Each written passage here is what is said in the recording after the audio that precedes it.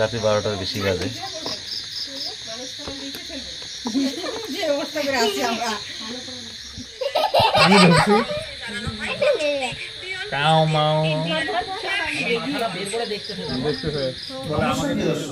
আমি বিকাশ, আপনারা দেখছেন গ্রামীণ সমাচার।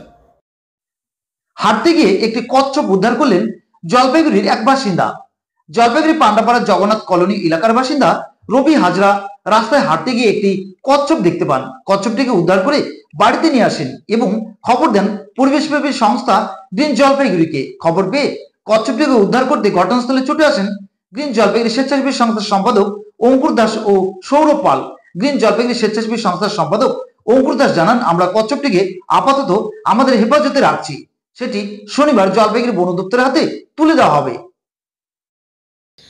আমাদের বাড়ির সামনে এটা মানে আমাদের কোনোদিনও দেখতে পাইনি, কিন্তু আজকে প্রথম আমাদের বাড়ির সামনে এটা দেখতে পেলাম। দেখতে পেয়ে বাড়িতে নিয়ে আসলাম। তা বাড়িতে আসার পর বাড়ি থেকে সবাই মিলে বললো, বুদ্ধি করে নিয়ে বললো যে গ্রিন জলপাইগুড়ি আমাদের আছে এনজিও, এনাদের ফোন করে এটা দিয়ে দেওয়া উচিত।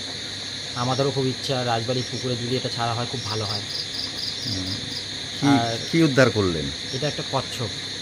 আপনার নাম এবং আমার নাম হলো রবি হাজরা, আমাদের বাড়ি হলো পান্ডাপাড়া জগন্নাথ কলোনি। হ্যাঁ, আর রাত প্রায় 12টা বাজে। এই সময়টা আমাদের কাছে পান্ডাপাড়া থেকে খবর আসে যে একটি বাড়িতে কচ্ছপ উদ্ধার করা হয়েছে।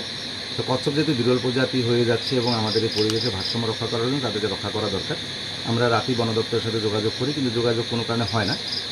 আমরা রাতে সেই কচ্ছপটাকে উদ্ধার করে নিলাম এবং রবি হাজরাকে আমরা কৃতজ্ঞতা স্বীকার করছি যে ওর মধ্যে যে সচেতনতার বার্তা আছে যে একটা কচ্ছপ যাকে বাঁচানো দরকার আমাদের পরিবেশে ইকোসিস্টেম ঠিক রাখার জন্য, তাকে আমরা কৃতজ্ঞতা স্বীকার করছি এবং আমরা কচ্ছপটা নিয়ে যাচ্ছি। আগামীকালকে বন দপ্তরের হাতে তুলে দিব অথবা বন দপ্তরের পরামর্শ মতো আমরা এটাকে রিলিজ করে দিব।